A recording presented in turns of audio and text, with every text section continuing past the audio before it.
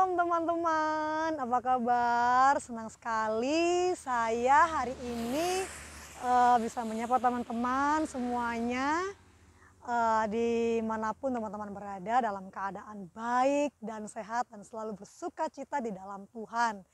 Ya, karena hanya ada di dalam Tuhan saja sukacita kita penuh, damai sejahtera kita dijagai oleh Tuhan. Dan seperti lagu sekolah minggu saat kita melewati gunung yang tinggi dan menuruni lembah yang curam, ya demikian Tuhan menjaga kita setiap hari. Jadi sekarang ini sebenarnya saya itu tadi kan pulang kerja ya, saya sudah menyelesaikan semua urusan kerja saya.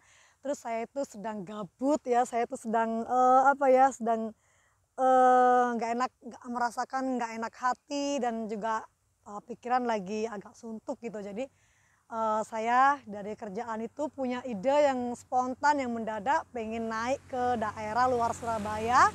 Dan saya menemukan suatu pemandangan ya lumayan lah untuk merefresh ya, merefresh pikiran ya. Dan sekarang saya sudah ada di daerah luar kota Surabaya. Dan kenapa saya agak merasa nggak enak hati dan nggak enak pikiran ya. Jadi ceritanya tadi malam saya itu habis di WA lagi sama seorang temen ya, bahwa seorang teman saya ini merasakan keberatan dengan perlakuan anak saya ya. Dan lagi-lagi ya memang anak saya ini agak meresahkan orang, agak meresahkan warga gitu ya. Jadi jadi ya namanya juga orang tua sudah resiko kalau saya punya anak itu ya agak kurang mudah untuk dicintai orang gitu ya. Jadi dia sudah resiko kalau saya itu ibaratnya itu kalau orang Jawa bilang dicelatui uang ya. Saya itu sering dicelatui uang gitu ya, atau bahasa Indonesianya itu ditegur ya. Saya sering ditegur karena perlakuan anak saya. Tapi ya bagaimana? Karena saya pun juga sudah tahu gitu ya bahwa memang anak saya demikian, dan saya tetap mengasihi anak saya gitu ya. Karena mungkin menurut orang dia nakal atau dia kelewat batas, tapi menurut saya dia he's still my son ya. Dia tetap anak saya gitu. Dan ketika dia anak saya, pastilah saya akan membela gitu ya. Saya akan membela. Dalam arti saya tetap tidak akan terima, saya tetap akan sakit hati ketika orang lain itu melukai dia, melukai hatinya. Meskipun pada akhirnya pun saya juga sangat sakit hati gitu, sangat galau gitu loh. Apa yang harus saya lakukan dengan anak saya? Tapi yang terpenting adalah bahwa setiap orang tua pasti akan membela anaknya bagaimanapun keadaan anaknya.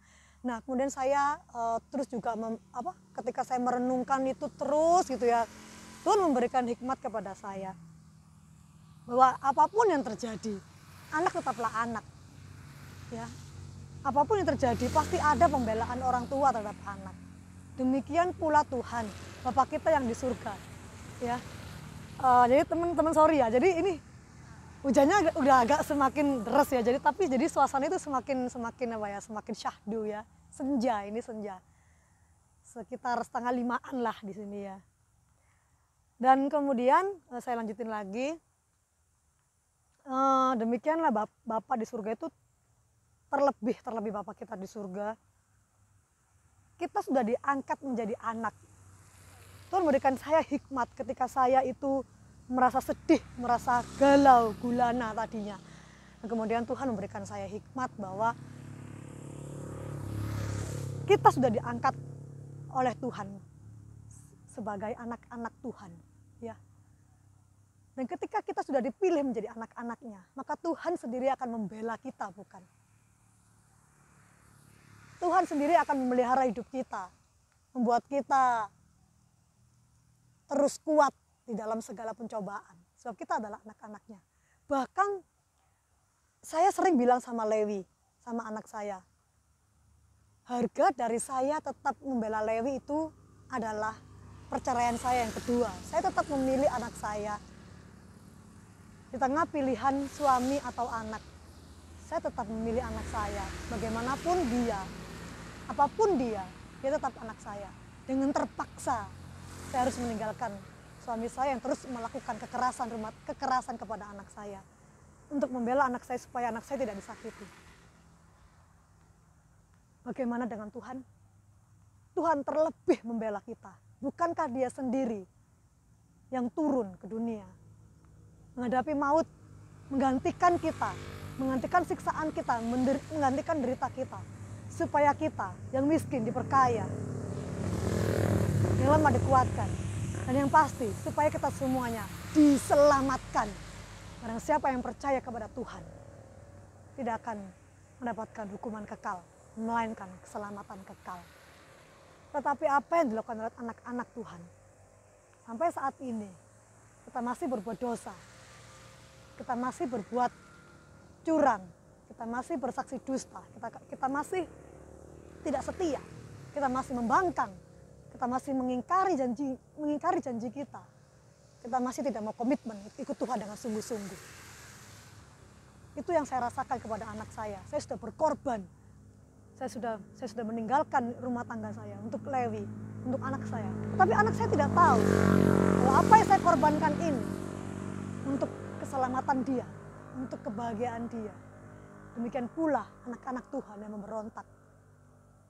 Bagaimanakah hati Tuhan?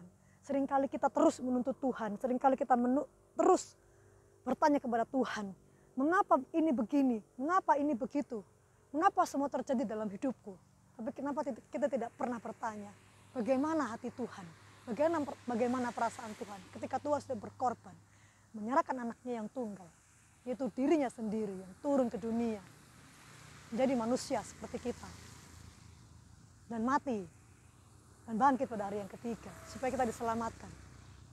Tetapi seringkali banyak yang tidak percaya kepada Tuhan.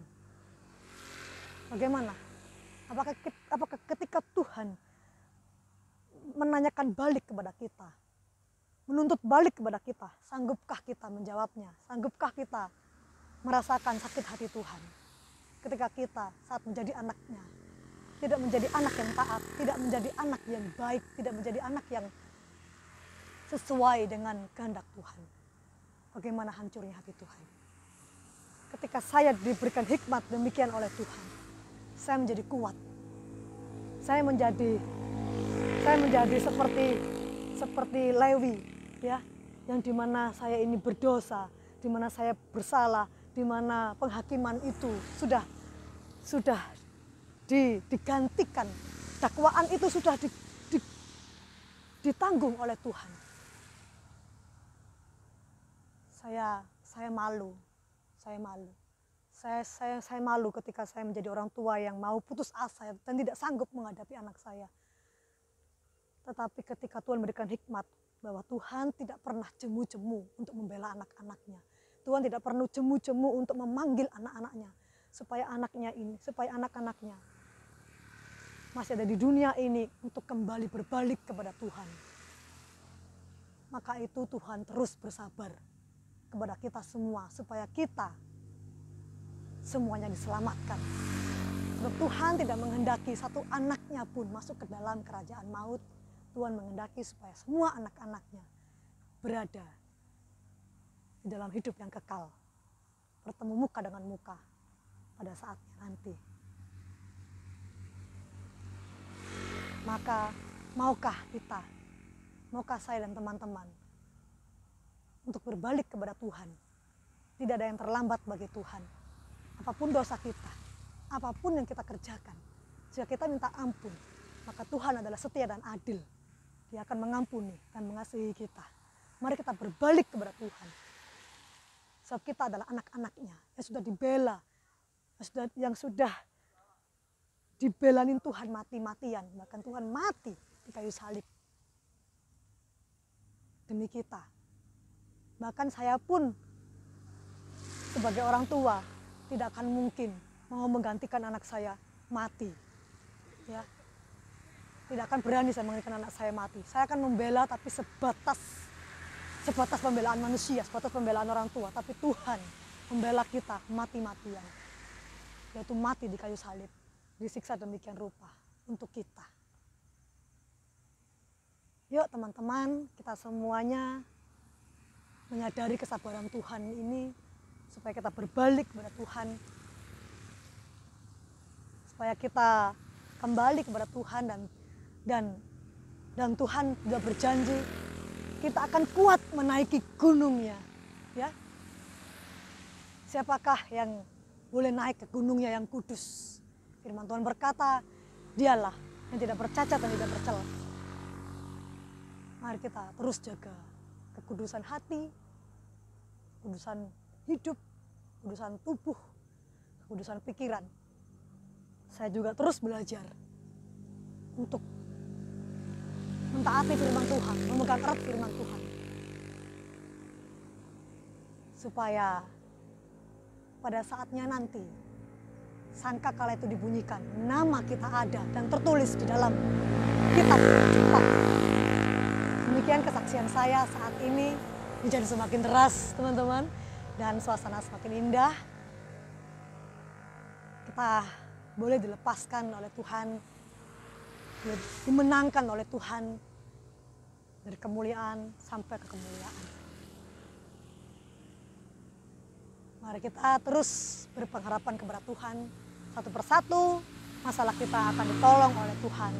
Kita harus terus percaya pemeliharaan Tuhan nyata atas hidup kita. Damai sejahtera Tuhan sama sekali berbeda dengan kesukaan yang dunia ini berikan.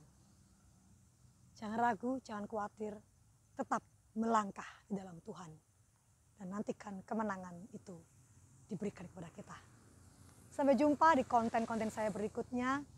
God bless you. Shalom.